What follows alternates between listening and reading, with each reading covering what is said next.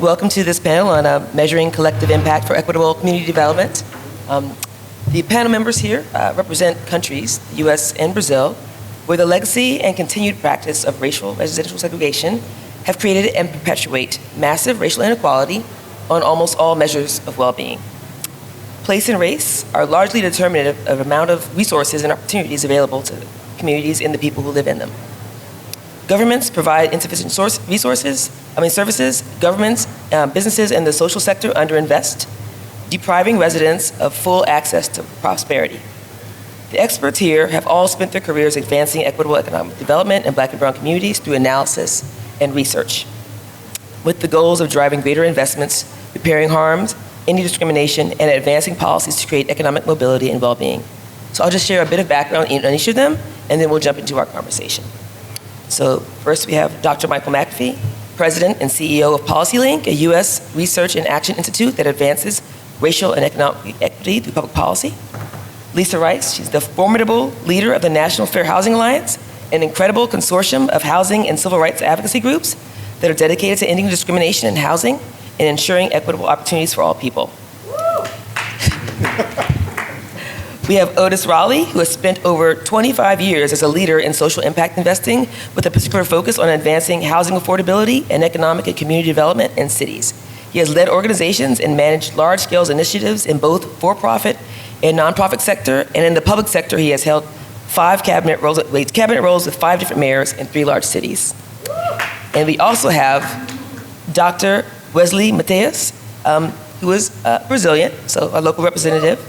He is a political scientist and data science specialist. He has spent the last decade coordinating teams in Latin America and Africa to create solutions and monitor impact in the areas of combating poverty, climate resilience, democratic stability, and financial security.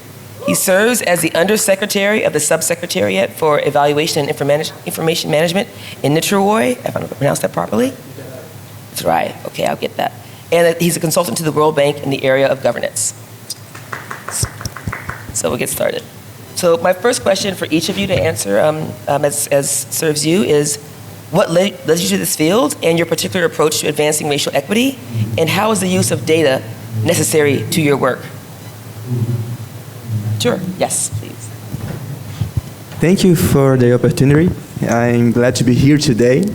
And I had my cell phone with notes because I'm not speaking English as my natural language, but I can try speak it with it's a good place to be here today.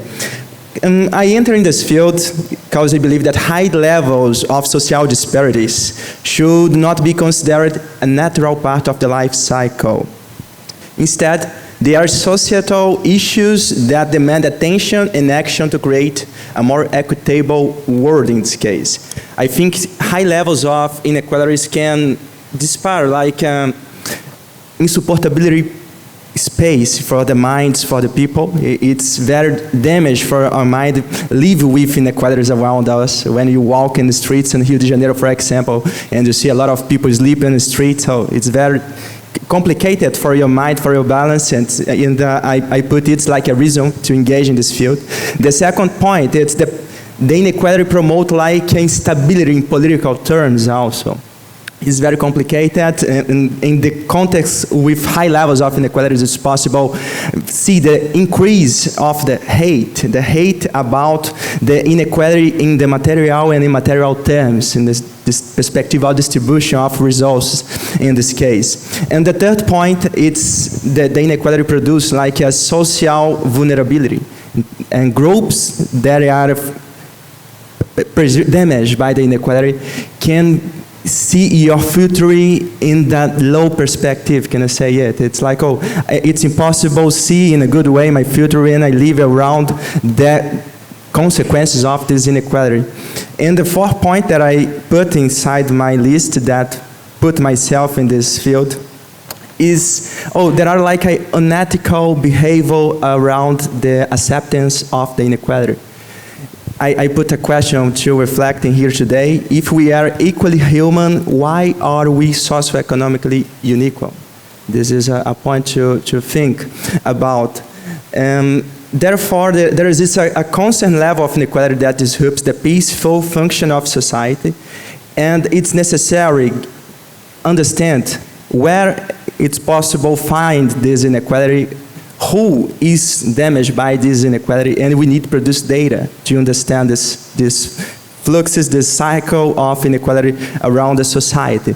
And nowadays I work producing data, collecting data, analyzing data to understand the inequalities around Brazil, around the Africa continent. Also I work in the Africa continent, and I think it's necessary work to reduce, to promote racial equity in the collective perspective.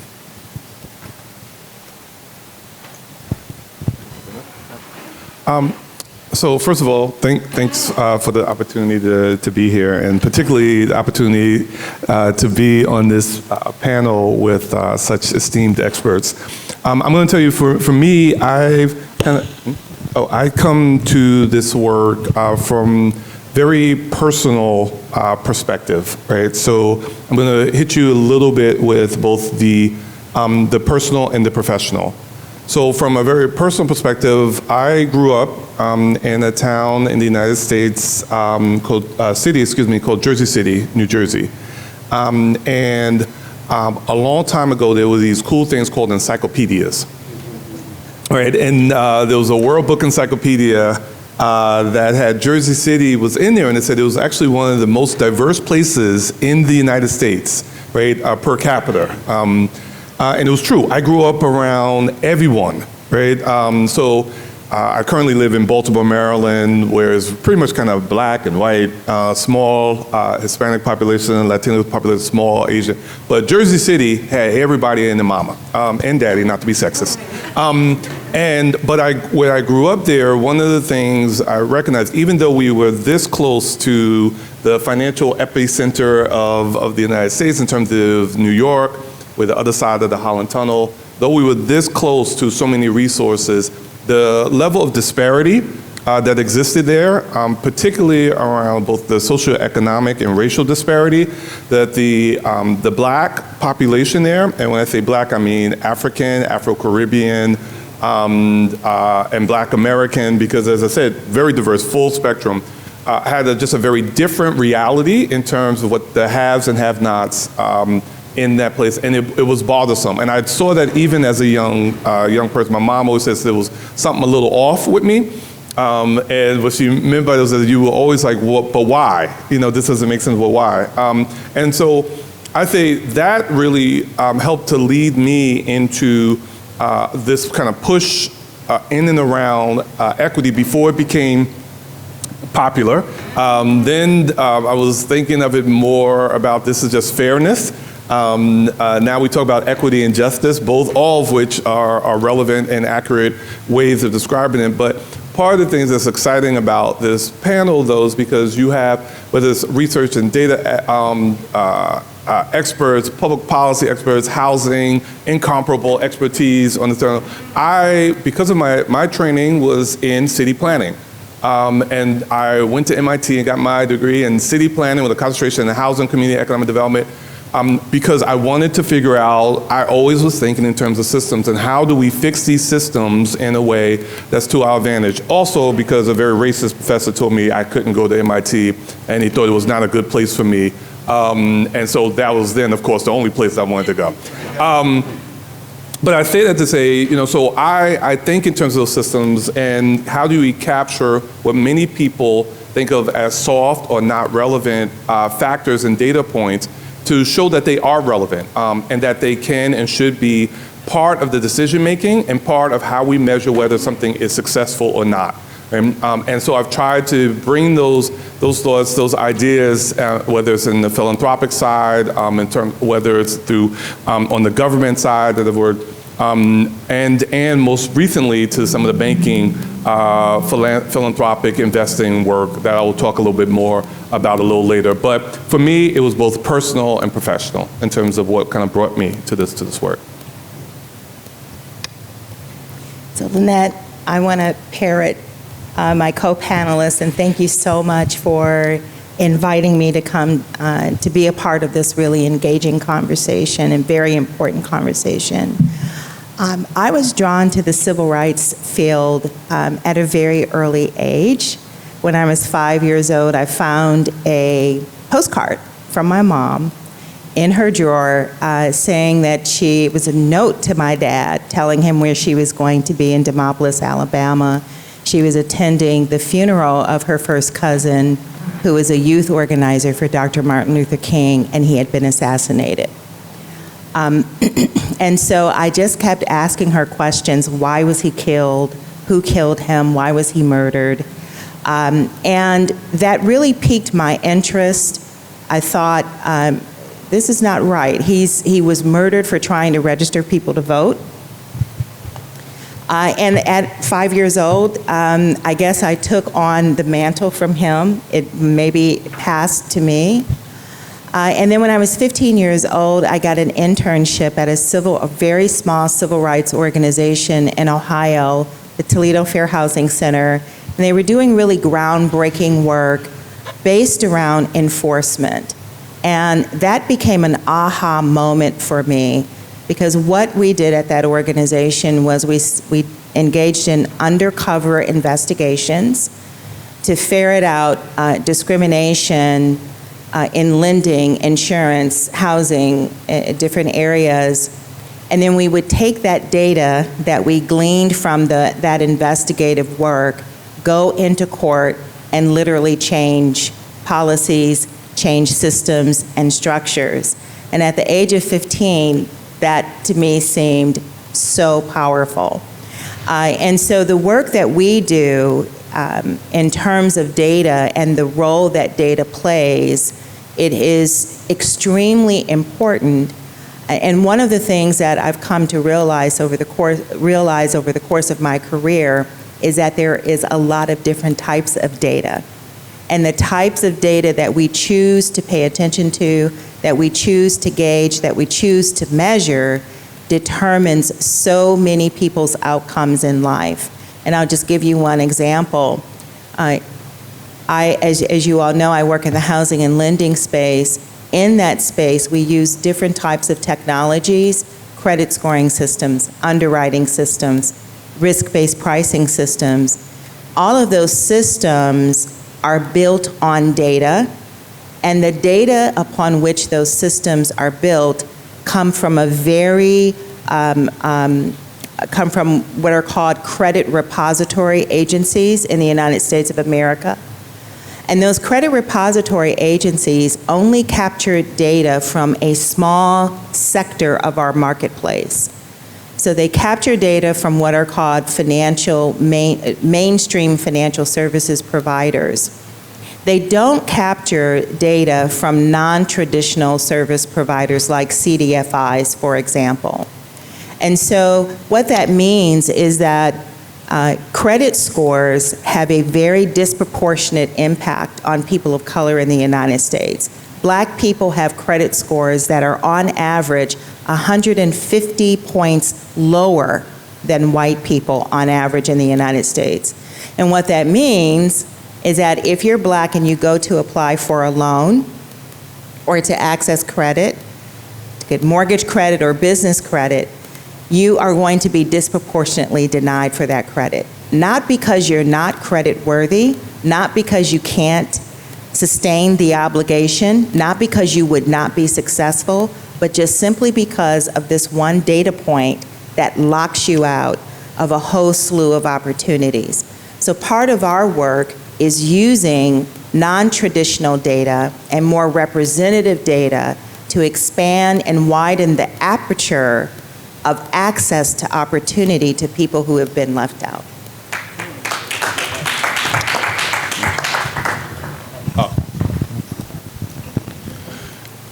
Good morning.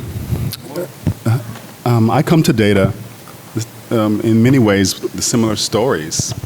You know, when we used to go to Mississippi to see my grandmother, remember as a little boy, my dad would always tuck his pistol under the seat, and his energy would change. He'd be this strong man, but I would watch him become a little milder in his energy. And I grew up to resent that. And I said, when I get grown, I'm never doing that. And I watched my family take me out of school when they started busing. I watched my sisters have very different outcomes than me. And I decided that, I wanted to do something about the disparities in the world that you saw as I grew up.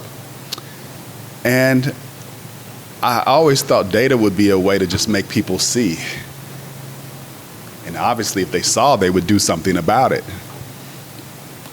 But now being at PolicyLink for 13 years, I have a very different relationship with data. I find data to be work avoidance. Even though it's still important, absolutely. But for most people, I find it to be work avoidance. Because if you don't have the head consciousness and the heart consciousness to see people's humanity, as people have talked about, you'll never act when the data is telling you who to act in service of. And you see it all the time. And so what the data has shown me clearly is that it's not data challenges, it's design challenges. The nation got a design flaw that is significant, and it's called a hierarchy of human value. And it's designed into everything that goes on in our places, whether it's Rio or it's Kansas City, Missouri, wherever we are at. And so now what I'm most interested in is figuring out, how do we own this nation and design it? How do we own the United States and design it so that it actually works for everyone, right? And I don't know how much further data can get us, because when you already have nearly 100 million people struggling to make ends meet, it's 1 in 3 people, 50 million of them are white, for God's sake. When you've got that much pain and you still don't see the humanity of everyone, you are really in a bad place as a nation. And I don't know how much further our nation can go without owning its sins. Because in many ways, the things that we see in the data are the result of a nation that was founded on slave labor, stolen land, and genocide, and is still yet to apologize for it. And until it apologizes for it and repairs, I don't know how you get better. And so data is absolutely important in our work. And I think it needs to be scaffolded with other things. I find folks look at the data as if we're lab rats, and we are not.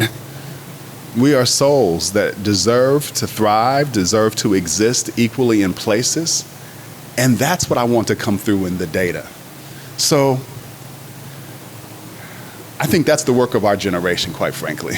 The work of our generation is to begin to heed all the calling and the invitations that the data have given us over the years, and actually now use our positions of power to actually do something about them. And the last thing I'll say, the thing that I think is most important about having this head consciousness and heart consciousness, is because in America, United States, people assume that as the nation becomes a nation of color, it gets better. I don't actually believe that. All of us have to ask ourselves, whose humanity do I still not see? Because the nation can change, but if we still don't have the head consciousness and the heart consciousness, we're going to repeat this oppressive cycle. So the invitation that I would ask you is, what is the work that you still have to do? Whose humanity do you still need to see and work in service of their thriving? Because that is what the data is calling us to ultimately end up doing.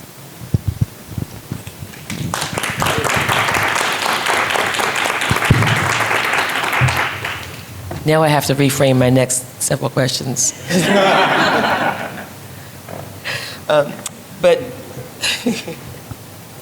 So the next one for everyone is, what have been some of the key challenges or opportunities in measuring collective impact, but I will add to that, and then also elevating those measurements to be able to demonstrate people's humanity and really tell the proper story or narrative about what we're really trying to get at, beyond just numbers and lab rats and people in columns.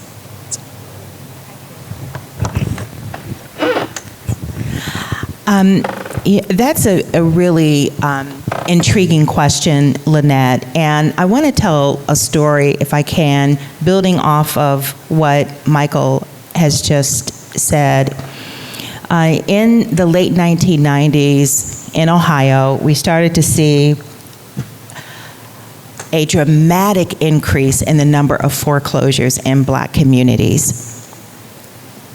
And I spent from 1998 until 2006, every year I would take a whole coalition of people from Ohio, Michigan, and Indiana and travel to Washington, D.C., and meet with representatives of the Congress and the Senate and beseech them to pass anti-predatory lending legislation to stop the proliferation of really bad, abusive loans that were being peddled in Black and Latino communities.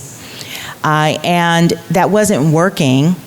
So we started to go state by state in the United States to pass legislation at the local level. And so I was also meeting with representatives at the state level to show them data about how foreclosures in Black and Latino neighborhoods were increasing voluminously every single year. I mean, the foreclosure rates would increase by 300% year to year. And I wasn't getting anywhere, to your point. All kinds of data, lots of figures, lots of analyses showing the economic impact of this foreclosure crisis in the state of Ohio, and it wasn't getting anywhere. We had hundreds of people, Black and Latino people, to come and testify. So not only were we using numbers, we were using stories. We had, we had the pathos and the logos and everything, right? And we could not get the state legislators to move with this voluminous amount of data.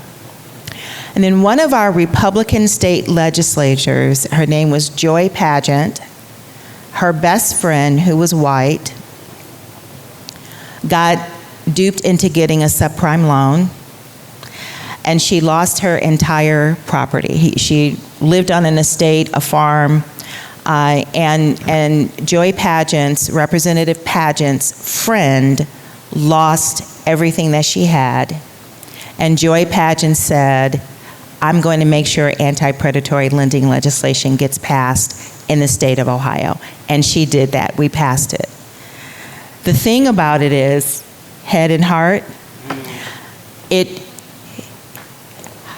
tens of thousands of stories about Black and Latino people who had lost their home could not compel this woman to move. One story of one white woman who lost her home compelled this one single Republican representative to pass anti-predatory lending legislation. So your comment about the head and the heart, how do we get people to see the humanity of folks who don't look like them or may not speak like them or may not talk like them is, it's huge, right? It is huge. And what is so crazy is we were telling Joy Pageant and other Republican representatives, if you think that these subprime lenders are going to stay in Black and Latino communities and not make their way to Appalachia, not make their way to rural areas in Ohio where there are a dearth of mainstream financial institutions, you're kidding yourselves. We gave them data about how much money these lenders and mortgage brokers were making, and we kept telling them once they've saturated the Black and Latino communities, they're coming right over to the underserved white communities, and they didn't believe us until it actually happened. And so, how to get people to care about each other, it really is a huge part of the work that we do. And I agree with you, Michael. We have reams of data, and I heard Wendy, I see her in the audience, say earlier, I'm not doing any more studies about the disparities and the hurt and the harm. We have plenty of studies. If you really cared, then you would act. And so part of why I think enforcement is so powerful is you don't have to care. You don't have to care. You can hate Black people all day. You can hate Latino people all day. You can hate Native American people all day. You cannot care about those communities. But once I put together a well-constructed investigation and find that evidence of discrimination, I can take you to court and I can force you to do the right thing with the law. Now, I'm not saying that enforcement and the law are the only tools we should be focused on. We definitely need to have a multifaceted approach, but we have found it is one really powerful tool that we have to keep in our bailiwick in order to address inequality in the United States of America. Wow. So I don't know if you've ever heard the saying, water, water everywhere, but not a drop to drink. Have you heard that? So I think all of us on this panel have been in situations where it's data, data everywhere, but no one's using it to think. Right? That is, Lynette, I think to your question, for me, that has been the largest barrier, the biggest challenge. Is study upon study, research, done all kinds of levels of detail, and yet no one's using it to take real action to do what is right. I was afforded an opportunity to lead a philanthropic organization that was deploying about $300 million a year annually, and a large portion of that work was in and around housing. So, call me crazy, thought those funds should be going towards helping underserved communities who had historic barriers put in place, et cetera, et cetera. And I get there. So the first thing we do, and forgive me for assuming, but I'm going to assume, well, all of us we check the books, right? Particularly being a person of color, I'm going to check the books to make sure everything is straight, because you know they're going to try to come for you if the books aren't right. So I try and I check the books and I see, what are we doing as it relates to housing? The largest share of the $300 million is being spent in and around housing, because the organization that I was working for had made some awful errors. And when I say errors, intentional errors that they've, in court been found to have made. And so they said, we're going to do right now around in this space. And part of that doing right was going to be through their philanthropic investments. So I look in the housing portfolio of this $300 million. In the year prior, they had spent $30 million researching affordable housing. A large piece of that researching homelessness. I pull up my portfolio, folks, and say, I'm looking at the data and say, well, help me to understand this. This study here cost $8 million on homelessness. It's like, yes, it was awesome. We did this, explained it to me, and I let him explain it. So what did it tell you? Well, there's a major crisis around homelessness. $8 million they spent on this homeless study. I said, okay, so how are we deploying our capital to deal? Well, there's still more research that we need to do. So first of all, I want to be very clear. I am not anti-research. I think there are a lot of things that we don't know that we need to know and do better. I'm also pretty firm in my understanding of homelessness and some of the challenges related to homelessness. And I would argue, with all due respect to those maybe in the room who want to do more empirical studies on homelessness, it's been done, right? And we need to actually deploy capital to get people housed, right? And so it was very clear to me that I was in an organization where there was tons of data, right? But there was not a desire to actually do the work, right? And that's why, Michael, I got all excited when you were saying, oh, no, this is not a data issue. This is because I saw it firsthand. I shut all that down and started deploying the capital in areas so that we are actually making those connections. But I say that to say that that for me is the biggest challenge. Having arguments both at the peer level and those who were investing those dollars philanthropically, having those arguments about where more data was needed and where it was not. And how do we deploy capital in a way that we're going to see a return on investment to answer some of the problems, answer some of the issues that we saw the data reveal to us.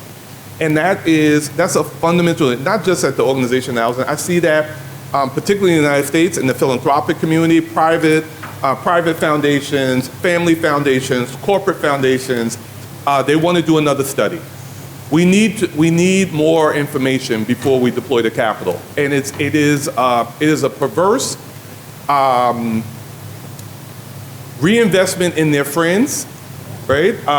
My good friends over at the such and such institute could help us to understand this better. Oh my goodness, I know some folks at this Ivy League or that Ivy League or even this HBCU who can study this better for us, right? And it's a perverse deployment of capital that keeps, in the old country they would call it poverty pimping, but it just keeps putting money into everyone's pockets as opposed to applying that money towards solving the problem.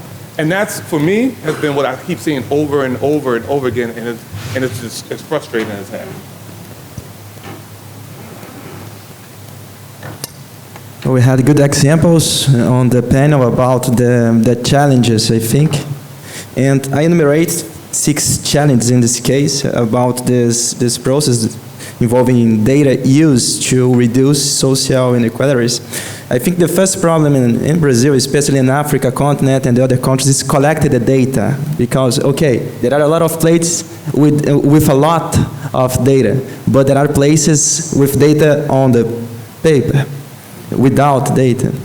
I think the second, how it's possible collect the storage analysis following that law, because in Brazil we had like a Privacy Act, and we need to follow all the guidelines of this act. When you talk about racial data, we are talking about sensible data also. The same data used to decrease inequalities can be used to increase inequalities. It's a serious question, and we don't think about this when we talk about, we need to collect the data, we need to analyze data about racial perspective, but it can be used in a wrong way.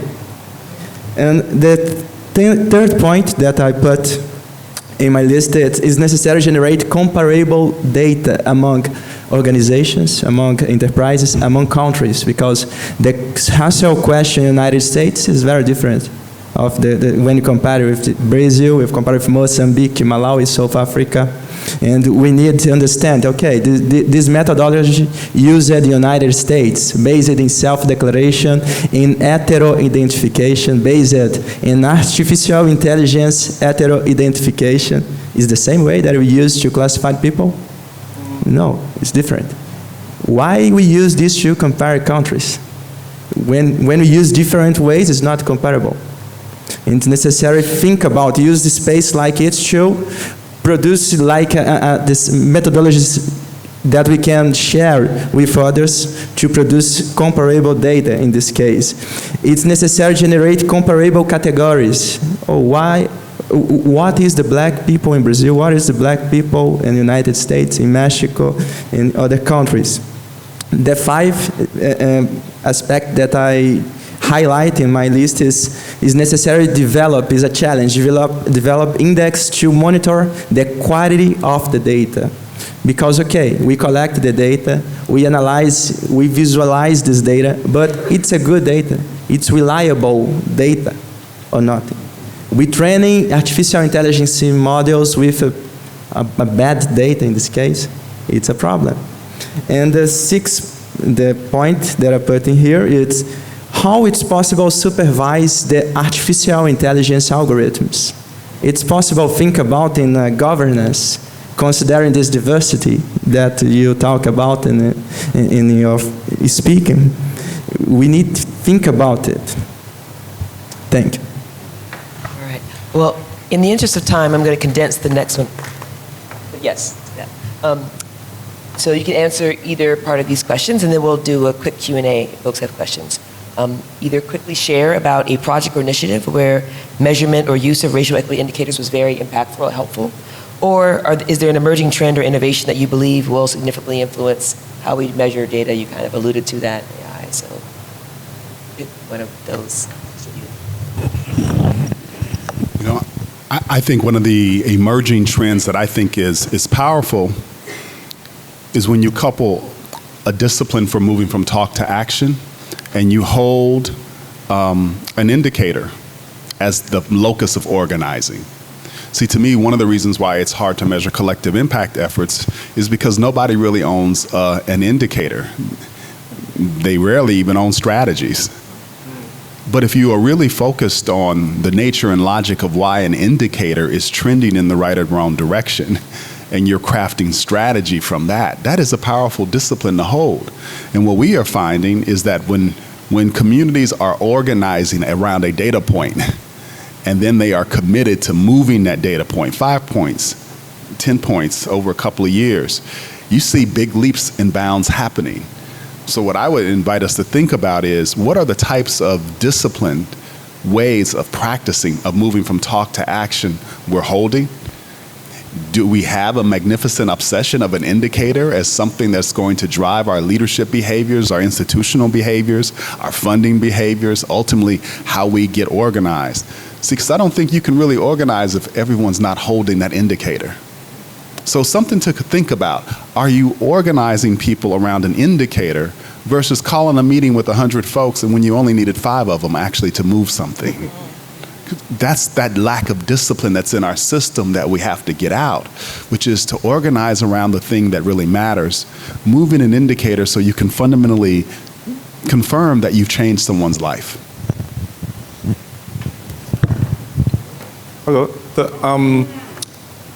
One of the things that we attempted to do differently in looking at how we were philanthropically investing funds were to go with the goal in mind prior to deploying the capital, which you would think is a commonsensical, but it wasn't. And so if at the end of the day the goal was to address racial inequity and historic bias that was occurring, then how we deploy the capital should be addressing that, right? And so we began to actually have a metric and a screening tool for how we deploy the capital. And so I was pretty proud of the way that we started to look at, and some of this stuff is, again, you would think commonsensical, but it is not, was just in terms of board membership, staff membership in terms of racial diversity, clients served, right? Then impact to those clients and how many, right? Again, you would think, well, hold on, wasn't that, if you would think this was stuff that was already, it wasn't. And then actually measuring each year whether or not these numbers were changing, right? And we started doing that work and having those conversations, even though, again, literally within our mission statement, it was around how we were supposed to be improving in these areas of racial diversity. Even that shift created a lot of drama at the corporate board kind of level because of a fear of doing the necessary work. And I just, one of the last comments I had with our kind of corporate board about this was something a professor had said to me, and I said, you know, it's very interesting to me because I feel like we are using data the way that a drunk man uses a lamppost, right? For support instead of for illumination, right? And that didn't go over so well,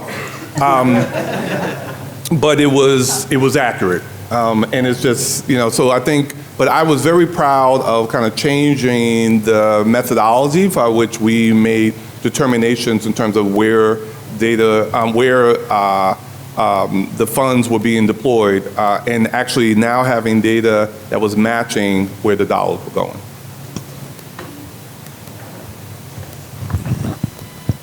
I had a last comment about this use, the importance to connect the agenda of transparency and accountability with this agenda. It's important to understand how the organizations, the enterprise, use the data, how the scripts that enterprise use to produce analysis and focus like a credit score, like household and credit alone. It's important to understand it. And I think it's necessary that civil society or the NGOs produce like a pressure to the governments to regulate this type of use of data, regulate the supervision of the algorithms. I think it's a new agenda is an opportunity, I think, to work and together among different fields from political science, thinking about transparency, accountability with the racial equity field also.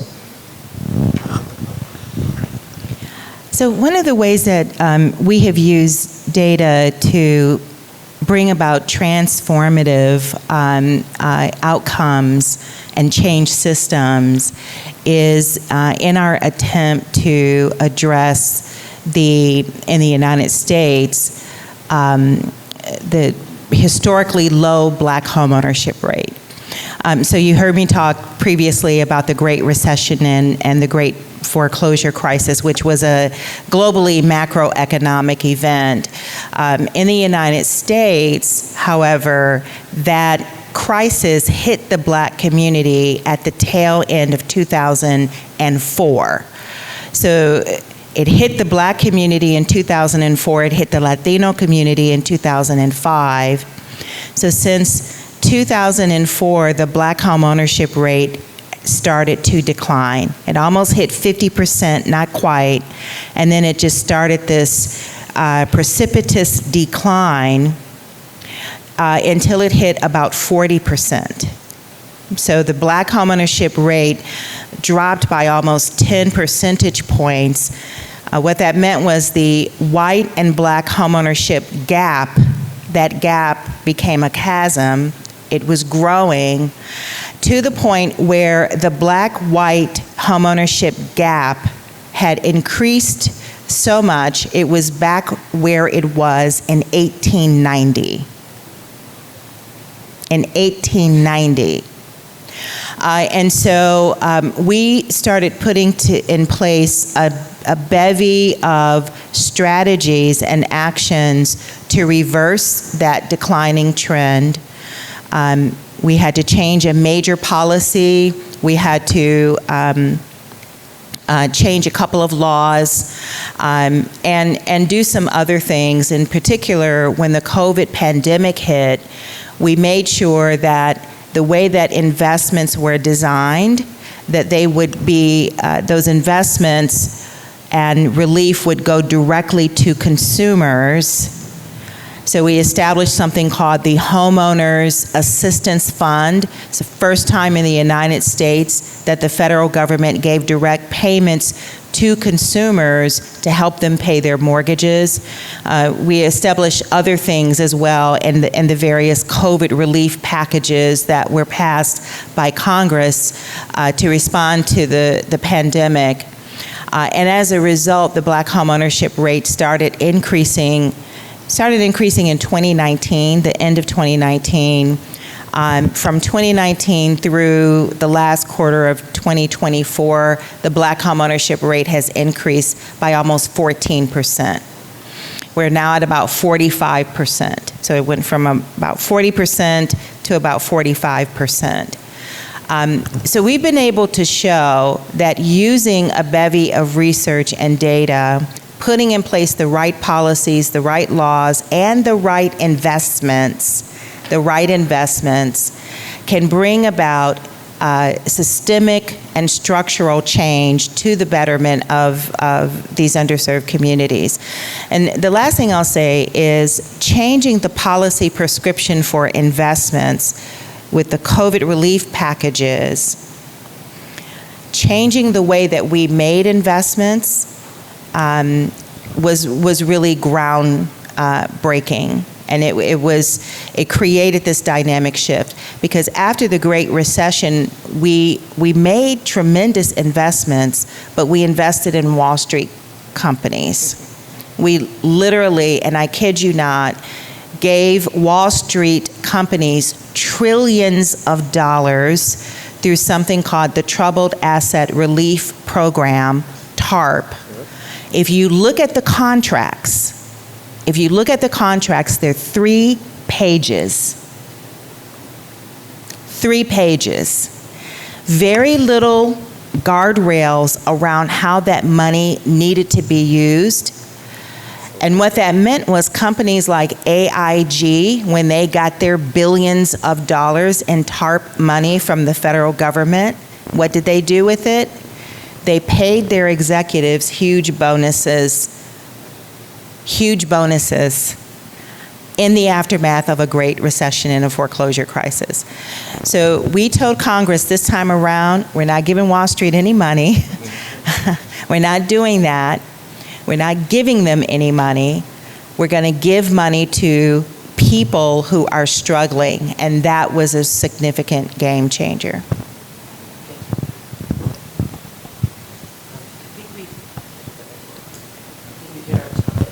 In the heads up there nicely for now. So if there are questions, we can take that to the hallway if you want to follow up with these amazing panelists. So thank you very much for being here today.